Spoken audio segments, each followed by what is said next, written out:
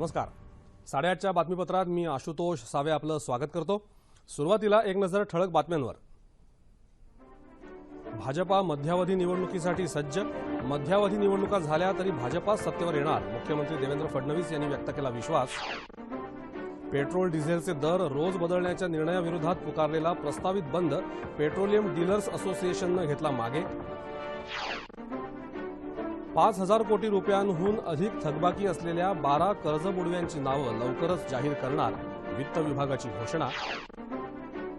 गुंतवणूक, पायाभूत सुविधांचा विकास आणि द्विपक्षीय व्यापार वाढवण्याच्या मुद्द्यांवर भारत आणि दक्षिण कोरिया सहमत.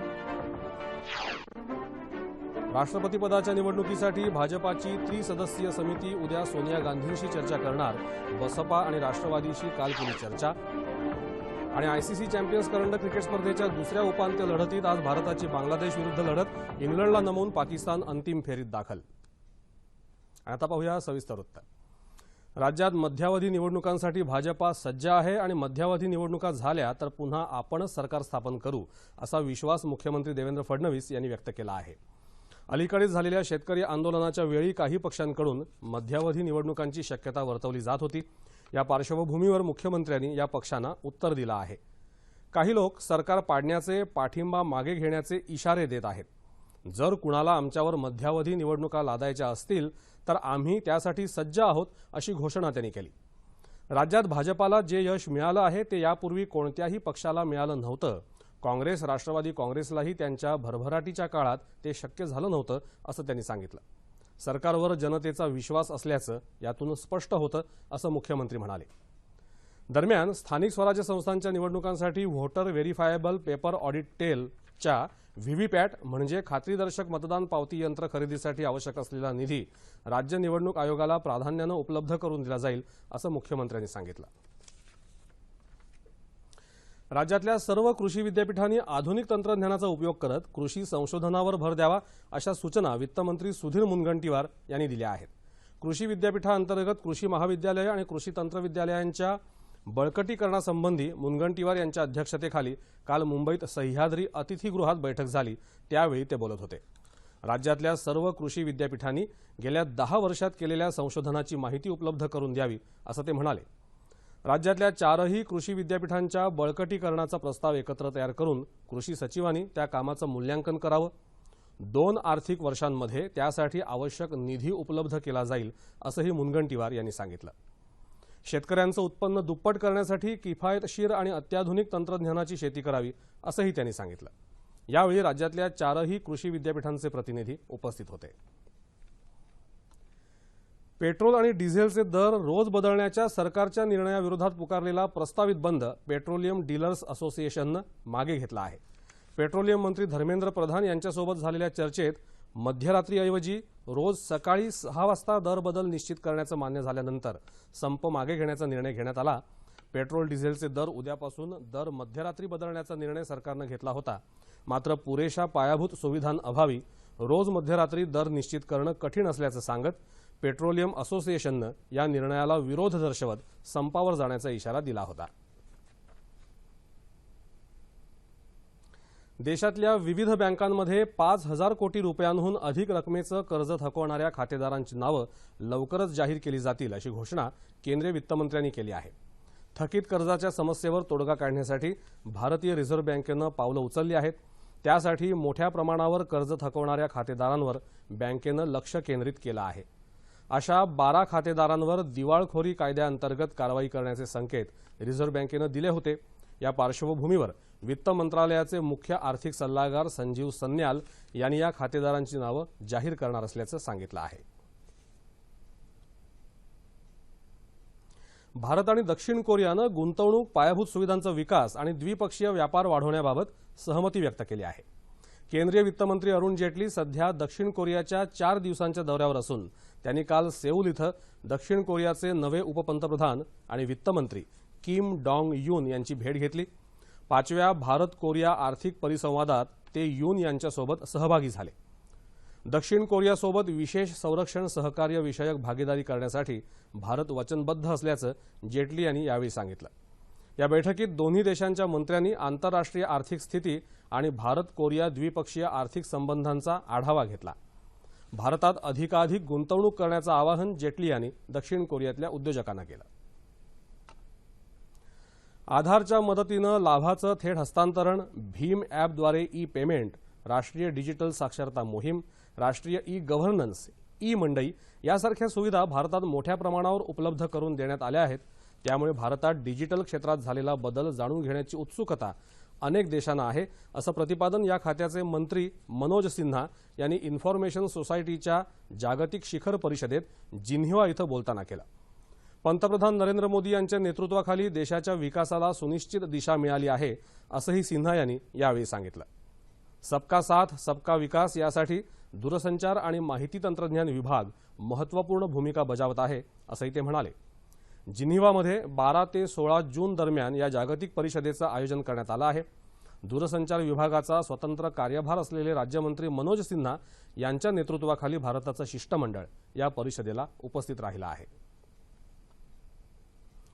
17 जुलैला होणाऱ्या राष्ट्रपतीपदाच्या निवडणुकीत उमेदवाराबाबत सर्व सहमती निर्माण करण्याचे सत्ताधारी भाजपाचे प्रयत्न सुरू आहेत. यासाठी भाजपानं स्थापन केलेल्या त्रिसदस्यीय समितीनं विविध विरोधी पक्षांशी चर्चेची प्रक्रिया सुरू केली आहे. या समितीचे सदस्य आणि केंद्रीय माहिती आणि प्रसारण मंत्री व्यंकय्या नायडू यांनी काल बसपाचे नेते सतीशचंद्र मिश्रा आणि राष्ट्रवादी काँग्रेसचे नेते प्रफुल्ल पटेल यांच्याशी या मुद्द्यांवर चर्चा केली. या समितीचे सदस्य उद्या काँग्रेसच्या अध्यक्ष सोनिया गांधी यांची भेट घेणार आहेत. तसंच मार्क्सवादी कम्युनिस्ट पक्षाचे नेते सीताराम येचुरी यांच्याशी देखील ही समिती उद्या चर्चा करणार आहे. केंद्र सरकारनं गेल्या 3 वर्षात सबका साथ सबका विकासचा नारा देत देशात विविध लोकोपयोगी कामं केली असल्याचं केंद्रीय गृहराज्यमंत्री हंसराज अहिर यांनी सांगितलं. केंद्र सरकारच्या त्रिवर्षपूर्तीनिमित्त यवतमाळ इथं प्रसारमाध्यमांशी ते बोलत होते. देशाचा विकास सर्वच क्षेत्रात झपाट्यानं होत आहे. सिंचन क्षमतेत मोठी वाढ झाली असून रब्बी पिकांच्या उत्पादनात वृद्धी झाली असल्याचं त्यांनी नमूद केलं. देशातल्या बेरोजगारांना प्रधानमंत्री मुद्रा योजना फायद्याची ठरत असून रोजगारात लक्षणीय वाढ झाल्याचं अहिर म्हणाले. यावेळी जिल्ह्याचे पालकमंत्री मदन येरावार उपस्थित होते.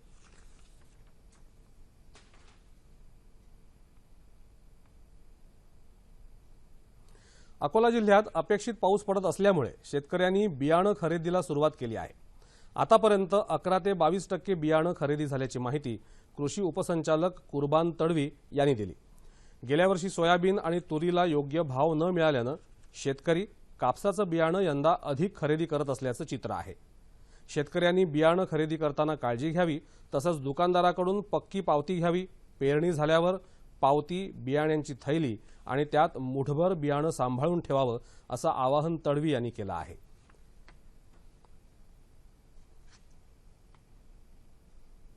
बियाणे खरेदी करताना ते सत्यप्रत आहे किंवा पायाभूत आहे याचा टॅगनुसारच खरेदी करावे. तसेच बियाणे खरेदी करताना त्यांनी कृषी सेवा केंद्राकडनं त्या बियाण्याची पक्की पावती घ्यावी, म्हणजेच वॅट टॅग असणारं बिल पक्क घ्यावं. तसेच बियाणे खरेदी करताना जर अनुदानित बियाणे खरेदी करत असणार तर कृषी सेवा केंद्रामार्फत त्यांना आधार लिंक बँक डिटेल त्यांना देणं महत्त्वाचं आहे. उस्मानाबाद जिल्ह्यातल्या 563 शाळा डिजिटल झाल्या असून ई लर्निंगसह ज्ञानरचनावादी शिक्षण, कौशल्य प्रशिक्षण आणि गुणवत्तेच्या बाबतीत उस्मानाबाद जिल्हा राज्यात प्रथम क्रमांकावर असल्याचं जिल्हा परिषद उपाध्यक्ष अर्चना पाटील यांनी सांगितलं. उस्मानाबादमध्ये आयोजित प्रगत शैक्षणिक महाराष्ट्र कार्यशाळेच्या उद्घाटन सत्रात त्या बोलत होत्या. मागच्या वर्षीही उस्मानाबाद जिल्हाच राज्यात अव्वल ठरल्याचंही त्यांनी सांगितलं.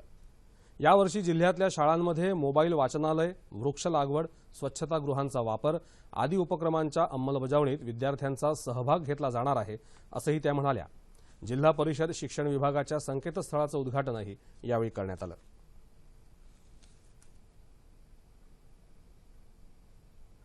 कर्जबुडव्या फरार उद्योगपती विजय मल्ल्या याच्यावर सक्तवसुली संचालनालयानं काल मुंबईतल्या विशेष न्यायालयात पहिलं आरोपपत्र दाखल केलं. आयडीबीआय बँकेच्या कर्जबुडीत प्रकरणी दाखल झालेल्या या 5,500 पानी आरोपपत्रात मल्ल्यासह 9 जणांवर आरोप ठेवण्यात आले आहेत. आयडीबीआय बँकेकडून कर्ज घेऊन अफरातफर करत काळा पैसा पांढरा केल्याप्रकरणी विशेष न्यायालयात हे आरोपपत्र दाखल करण्यात आलं. विविध बँकांची कोट्यवधी रुपयांची कर्ज बुडवल्याप्रकरणी मल्ल्याविरुद्ध सक्तवसुली संचालनालयानं फौजदारी गुन्हा दाखल केला असून आतापर्यंत त्याची 9,600 कोटी रुपयांची संपत्ती जप्त करण्यात आली आहे. अमेरिकेत वॉशिंग्टन इथं लोकप्रतिनिधींच्या वार्षिक बेसबॉल स्पर्धा सुरू होण्यापूर्वी एका अज्ञात बंदूकधाऱ्यानं गोळीबार केला। या गोळीबारात एक वरिष्ठ रिपब्लिकन खासदार गंभीर जखमी झाला तर अनेक खासदार जखमी झाले। या हल्लेखोराला पोलिसांनी ठार केलं। जखमी झालेल्या 5 खासदारांना रुग्णालयात दाखल केलं असून त्यांची प्रकृती स्थिर असल्याचं पोलिसांनी सांगितलं आहे। पश्चिम लंडनमध्ये काल 24 मजली इमारतीला लागलेल्या आगीत 12 जणांचा होरपळून मृत्यू झाला तर 65 लोक जखमी झाले। या आगीला नियंत्रणात आणण्यासाठी आणि इमारतीत अडकलेल्या लोकांची सुटका करण्यासाठी अग्निशमन दलाच्या जवानांना शर्थीचे प्रयत्न करावे लागले। अजूनही या इमारतीतून लोकांना बाहेर काढण्याचे प्रयत्न सुरू असल्याचं पोलिसांनी सांगितलं। मृतांच्या संख्येत वाढ होण्याची शक्यता व्यक्त केली जात आहे। आगीच्या कारणांचा तपास सुरू आहे। मानवाचं संस्कृतीतून एकीकरण या संकल्पनेतून काल पुण्यात व्यासंग परिसंवादाचं आयोजन करण्यात आलं होतं। The servants of Indian society, Gokhale institute of politics and economics आणि श्री रामानुज मिशन ट्रस्ट यांनी हा परिसंवाद आयोजित केला होता। मानव आणि सर्व सजीव सृष्टीच्या हितासाठी बाजारपेठ आणि पैसे यापेक्षा माणूस कसा सर्वाधिक महत्त्वाचा आहे हे दाखवून देणं, उच्चभ्रू जीवनशैलीकडे वाढता कल कमी करण्यासाठी आणि हवामानातल्या बदलांशी जुळवून घेण्यासाठी समाजाचं सबलीकरण आणि योग्य प्रगती, जीवसंस्कृतीचं जतन अशा विविध विषयांवर या परिसंवादात चर्चा करण्यात आली। कोस्टारिकाचे भारतातले राजदूत मारिएला क्रूज यावेळी प्रमुख पाहुणे म्हणून उपस्थित होते। तसंच MITचे प्रमुख विश्वनाथ कराड हे देखील उपस्थित होते। मिझोरममध्ये लुंगलेई जिल्ह्यात तलबुंगमध्ये झालेल्या मुसळधार पावसामुळे आलेल्या पुरानं 8 जणांचा बळी गेला आहे तर 6 जण बेपत्ता आहेत। मिझोरमला आसामशी जोडणारा राष्ट्रीय महामार्ग क्रमांक 54 दरडी कोसळल्यानं बंद झाला आहे। मिझोरमच्या विविध जिल्ह्यात दरडी कोसळल्यानं रस्ते बंद झाले आहेत। गेल्या 24 तासात या राज्यातली 350 घरं वाहून गेली। आसाममध्ये गुवाहाटी इथं पावसामुळे अनेक भाग जलमय झाले आहेत। लोकांना अनेक अडचणींना तोंड द्यावं लागत आहे। आज जागतिक ज्येष्ठ नागरिक छळ प्रतिबंधक जागृती दिन। या अनुषंगानं हेल्पेज इंडिया या संस्थेकडून समाजाकडून ज्येष्ठांना होणारा त्रास या विषयावर चालू वर्षातला अहवाल काल मुंबईत प्रकाशित करण्यात आला। राष्ट्रीय पातळीवरील जवळपास 44% ज्येष्ठांना सार्वजनिक ठिकाणी त्रासाला सामोरं जावं लागत असून 64% ज्येष्ठांना चांगली वागणूक मिळत नसल्याचं या अहवालात म्हटलं आहे। तसंच ज्येष्ठांचा सगळ्यात जास्त छळ हा सून आणि मुलांकडून होत असल्याची बाब समोर आली आहे। देशातल्या 19 शहरांमधल्या 4615 ज्येष्ठांच्या मुलाखती घेऊन हा अहवाल तयार करण्यात आला आहे। ज्येष्ठ नागरिकांना सन्मानाची वागणूक मिळावी आणि त्यांचं उर्वरित आयुष्य आनंददायी व्हावं यासाठी सर्वांनी प्रयत्न करणं गरजेचं असल्यानं त्यासाठी जनजागृतीवर भर देणं आवश्यक आहे। जकार्ता इथं सुरू असलेल्या इंडोनेशियन खुल्या सुपर सिरीज प्रीमियर बॅडमिंटन स्पर्धेत भारताचे किदंबी श्रीकांत आणि प्रणोय कुमार पुरुष एकेरीच्या दुसऱ्या फेरीत पोहोचले आहेत। प्रणोयनं इंडोनेशियाच्या अँथोनी सिनिसुकाचा 21-13, 12-13 असा तर श्रीकांतनं हाँगकाँगच्या व्हिन्सेंट वॉंग विंग कीचा 21-15, 17-21, 21-16 असा पराभव केला। साई प्रणीत मात्र पहिल्या फेरीत दक्षिण कोरियाच्या सोन व्यान होकडून 14-21, 18-21 असा पराभूत झाला। पुरुष दुहेरीत सात्विक साईराज, चिराग शेट्टी आणि महिला दुहेरीत अश्विनी पोन्नप्पा, रेड्डीएन सिक्की या जोड्याही पहिल्याच फेरीत हरल्या। ICC चॅम्पियन्स करंडक क्रिकेट स्पर्धेच्या दुसऱ्या उपांत्य सामन्यात आज भारत आणि बांगलादेश यांच्यात लढत होणार आहे। पाकिस्तान आणि इंग्लंड यांच्यात काल झालेल्या पहिल्या उपांत्य सामन्यात पाकिस्ताननं इंग्लंडवर 8 गडी राखून दणदणीत विजय मिळवला आणि अंतिम फेरीत प्रवेश केला। इंग्लंडनं 49 षटकं आणि 5 चेंडूत 211 धावा करत पाकिस्तानसमोर विजयासाठी 212 धावांचं आव्हान ठेवलं होतं। पाकिस्ताननं 37 षटकातच 215 धावा करून हा सामना आपल्या खिशात घातला। हवामान वृत्त। राज्यात गेल्या 24 तासात मध्य महाराष्ट्र आणि मराठवाड्यात तुरळक ठिकाणी मुसळधार पाऊस झाला। विदर्भाच्या काही भागात तुरळक पाऊस झाल्यानं कमाल तापमानात उल्लेखनीय घट झाली आहे। कोल्हापूर जिल्ह्यातल्या पश्चिम भागातल्या तालुक्यात दमदार पावसाला सुरुवात झाली आहे। सांगली आणि नागपुरात ढगाळ वातावरण आहे। येत्या 36 तासात उत्तर मध्य महाराष्ट्र, मराठवाडा आणि विदर्भात तुरळक ठिकाणी मुसळधार पावसाचा इशारा हवामान विभागानं दिला आहे। आणि शेवटी ठळक बातम्या पुन्हा एकदा। भाजपा मध्यावधी निवडणुकीसाठी सज्ज। मध्यावधी निवडणुका झाल्या तरी भाजपा सत्तेवर येणार, मुख्यमंत्री देवेंद्र फडणवीस यांनी व्यक्त केला विश्वास। पेट्रोल डिझेलचे दर रोज बदलण्याच्या निर्णयाविरोधात पुकारलेला प्रस्तावित बंद पेट्रोलियम डीलर्स असोसिएशननं घेतला मागे. 5,000 कोटी रुपयांहून अधिक थकबाकी असलेल्या 12 कर्जबुडव्यांची नावं लवकरच जाहीर करणार वित्त विभागाची घोषणा. गुंतवणूक, पायाभूत सुविधांचा विकास आणि द्विपक्षीय व्यापार वाढवण्याच्या मुद्द्यांवर भारत दक्षिण कोरिया सहमत. राष्ट्रपती पदाच्या निवडणुकीसाठी भाजपाची त्रिसदस्यीय समिती उद्या सोनिया गांधी यांच्याशी चर्चा करणार. बसपा आणि राष्ट्रवादी काँग्रेसशी काल केली चर्चा.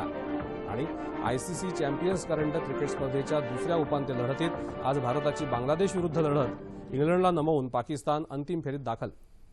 याबरोबरच हे बातमीपत्र संपलं. पुन्हा भेटूया 11:30 वाजता आपल्या पुढील बातमीपत्रात. नमस्कार.